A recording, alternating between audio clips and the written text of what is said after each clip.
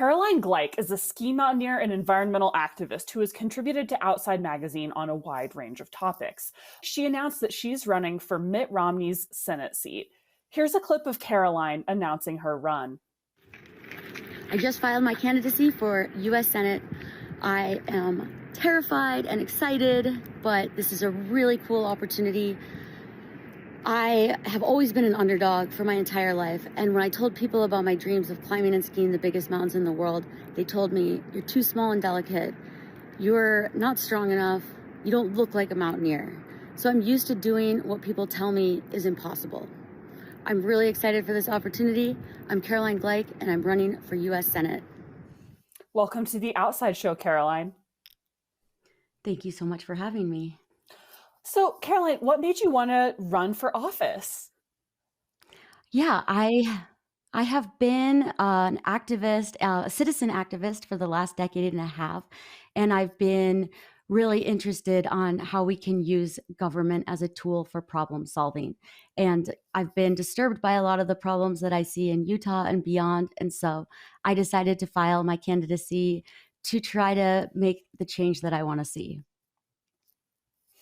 You've worked for many years as captain of the Protect Our Winter ski team, lobbying Congress and working to raise awareness for particularly environmental issues. How has this experience impacted your campaign? The experiences of going to DC and lobbying with different environmental organizations, it's allowed me to really learn the lay of the land in DC and to create a lot of connections with different senators and representatives. And so I think it's given me a lot of confidence. I've testified to the Senate and to the House on how climate change is affecting snow sports and mountain communities. And I feel like pretty well connected in DC. So it was a really good background for running for office. And I really want to inspire more outdoor lovers, nature lovers, people who care about the environment and social justice and women's rights to step up and run as well. Wow. Well, you will face more experienced competitors both in the primary and ideally the general election. What would you say to critics who might point to your relative political inexperience? The US Constitution is really clear on the qualifications for running for for a Senate seat.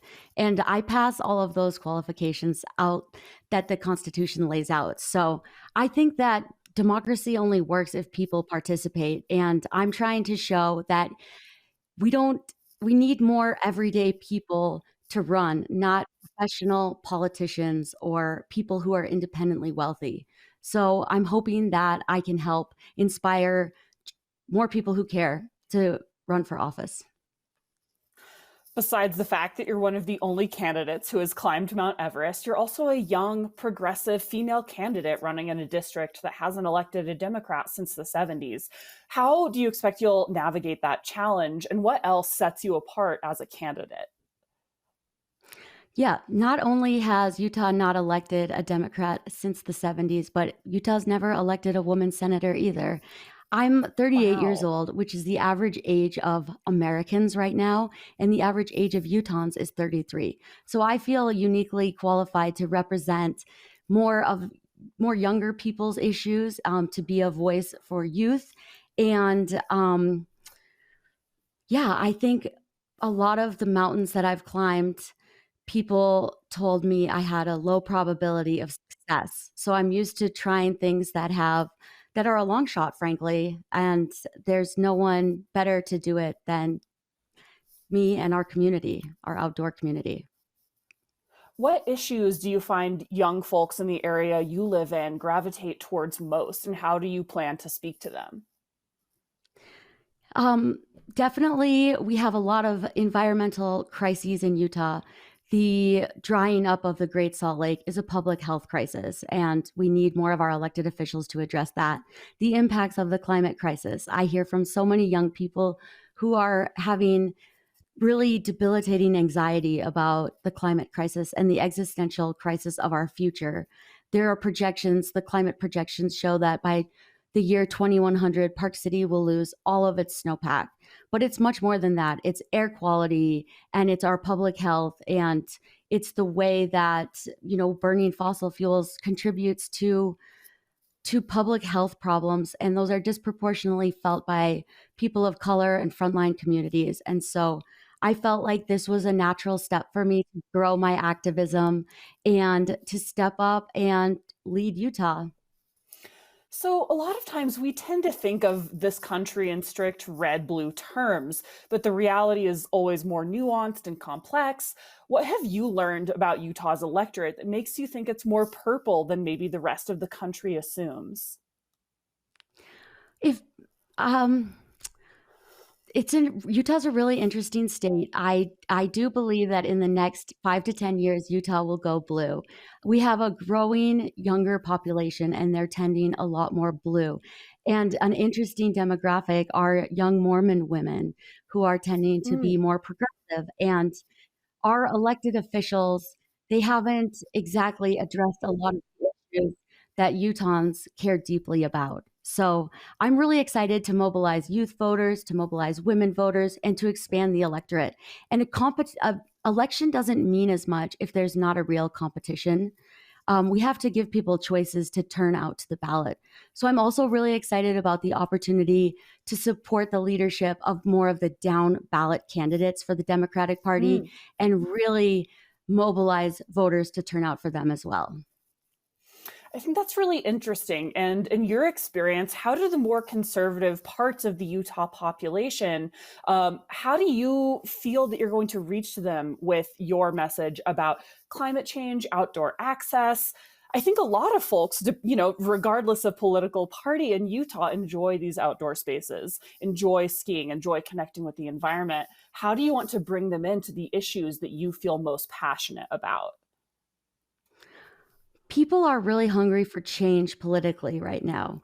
And one of the things that inspired me to run is I'm running for Senator Mitt Romney's seat. And so when he stepped down and announced that he wouldn't be running for reelection, he said he wants to make room for the next generation of Utah leaders. The outdoors are something that bring many Utahns together. I think on an innate level, as human beings, our connection to the outdoors is vital to our well-beings. And so Utahns all over the state, we have a deep love for the outdoors. So I'm planning to run a campaign that's going to be very different than most campaigns have ever been before. And we're going to do a lot of outdoor activities, and we're going to get people outside and do hikes and runs and ski tours together. And I'm excited and I'm hopeful, and I'm really looking forward for the opportunity to connect with voters around the state. Yeah, can you tell me a little bit more specifically about how your candidacy will be different? We've talked about sort of the different components of your identity that sort of set you apart as a candidate. How are you going to activate new people and reach new parts of your constituency with your candidacy itself? We have an exciting opportunity to utilize social media and to reach Gen Z and millennial voters in that way, as well as with real life events. And so we're going to have a robust digital strategy, and we're really excited to hopefully bring more people who've never really been engaged in politics in Utah before into the conversation. And I'm really confident that it's going to have a lasting effect on the political landscape here. How has being an athlete and an activist prepared you for this campaign? Um, I think my experiences dealing with bullies and cyber stalkers and Mm, with harassment as a professional skier has helped prepare me for this, because I've had a lot of challenges with that over the years. When you don't look like when you work in a male dominated environment and you're trying to do these really challenging things, these big goals, and when you succeed, I think it makes a lot of men feel insecure and they take that out. And so I've learned how to deal with compartmentalizing what is just the noise and how I can keep focused on the goal and on progress and moving forward. And so being able to quiet that noise and to meditate on the vision and the values and the mm. purpose and to keep putting one foot in front of the other. Um, about 6 weeks before I left to climb Mount Everest, I had just paid the full deposit for the trip, and I was on a ski shoot, and I fell and I fully tore my ACL. And having those kinds of setbacks and then figuring out a way to keep moving forward. I went on to summit Everest without my ACL, and then I had it surgically repaired when I got home.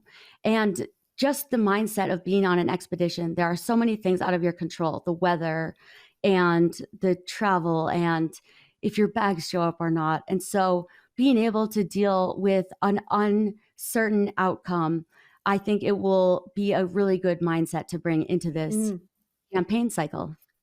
Yeah, that focus on the process over the outcome. I'm curious. So it's been about a week since you announced your candidacy. How has it gone so far? What has the reaction been?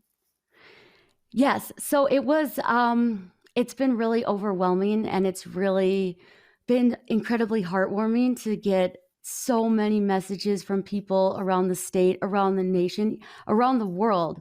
I've had messages of support from people in Chile and Italy, and even friends that are on expeditions in Antarctica. And so really, it's sparked a global movement and this big wave of support. And I wasn't sure it was the right decision. Sometimes, I don't know, it's been pretty terrifying to formally enter this sphere. And there's a lot of uncertainty, but seeing the public outpouring of support has given me a lot of confidence, and it's put a lot of wind in my sails. So I'm so grateful to everybody for their support. What advice or encouragement would you have for other young people, women and athletes particularly, who are seeing you run for office and maybe thinking, I don't know, I might be interested in a similar journey?